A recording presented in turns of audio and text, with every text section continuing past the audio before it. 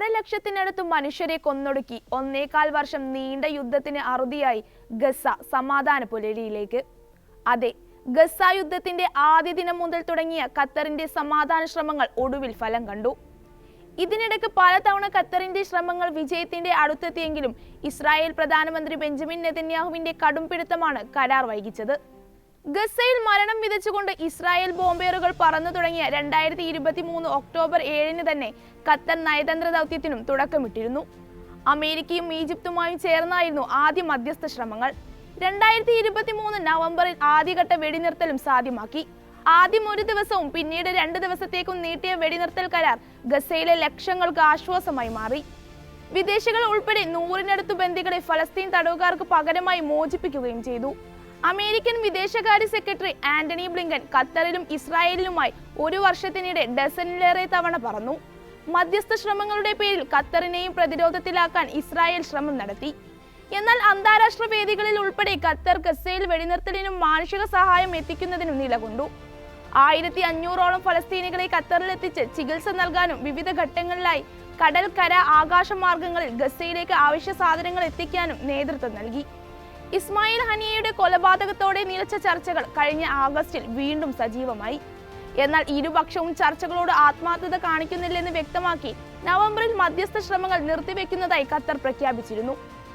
അമേരിക്കയിൽ ട്രംപിന്റെ വിജയത്തോടെ ഖത്തർ നടത്തിയ ശ്രമങ്ങൾ ഒടുവിൽ ലക്ഷ്യത്തിലെത്തി. ഗസയിൽ വെടിനിർത്തൽ കരാർ ഹമാസും ഇസ്രായേലും അംഗീകരിച്ചെന്ന് ഖത്തറാണ് സ്ഥിരീകരിച്ചതും. 3 ഘട്ടമായാണ് വെടിനിർത്തൽ. ജനുവരി 19 മുതൽ കരാർ നിലവിൽ വരും. ഓരോ ഘട്ടത്തിനുമിടയിൽ 42 ദിവസങ്ങളുടെ ഇടവേളയാണ് നിർണയിച്ചിട്ടുള്ളത്. ആദ്യഘട്ടത്തിൽ 33 ബന്ദികളെ മോചിപ്പിക്കും. ആനുപാതികമായി 2000 ഫലസ്തീൻ തടവുകാരെ വിട്ടയക്കും. അതിർത്തിയുടെ 700 മീറ്റർ ഉള്ളിലേക്ക് ഇസ്രായേൽ സൈന്യം പിന്മാറും.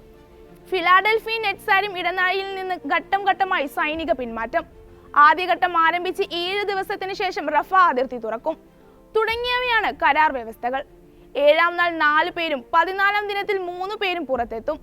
28, 35 ദിവസങ്ങളിൽ 3 പേർ വീതം മോചിതരാകും. കരാർ പ്രകാരം അവശേഷിച്ചവർ അവസാന ആഴ്ചയിലാകും പുറത്തെത്തുക. ഇസ്രായേൽ സേനാ പിന്മാറ്റവും അനുബന്ധമായി ആരംഭിക്കും. 2-3 ഘട്ടങ്ങളുടെ വിശദാംശങ്ങൾ വെടിനിർത്തലിന്റെ 16-ാം നാൾ ആരംഭിക്കും. 2-ാം ഘട്ടത്തിൽ പട്ടാളക്കാർ, റിസർവ് സേനാംഗങ്ങൾ എന്നിവരാകും വിട്ടയക്കപ്പെടുക. പകരമായി ഫലസ്തീൻ തടവുകാരുടെ മോചനവും നടക്കും. 1000 ഫലസ്തീൻ തടവുകാരെ വിട്ടയക്കാമെന്ന് സമ്മതിച്ചതിൽ 190 പേർ 15 വർഷമോ അതിലേറെയോ ജയിൽ ശിക്ഷ വിധിക്കപ്പെട്ടവരാണ്.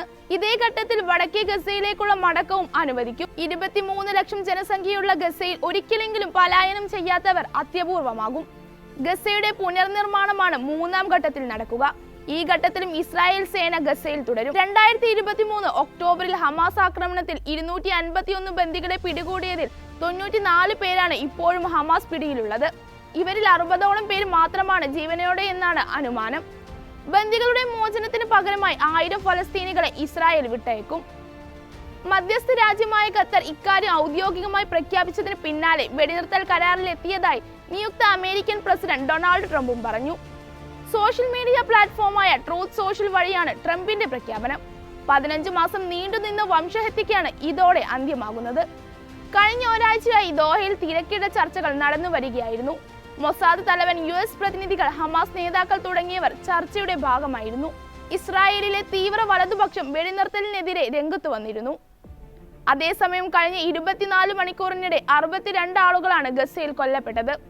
2023 ഒക്ടോബർ 7 മുതൽ ഇസ്രായേൽ ഗസയിൽ നടത്തുന്ന ആക്രമണത്തിൽ 46,707 പേരാണ് ഇതുവരെ കൊല്ലപ്പെട്ടത്.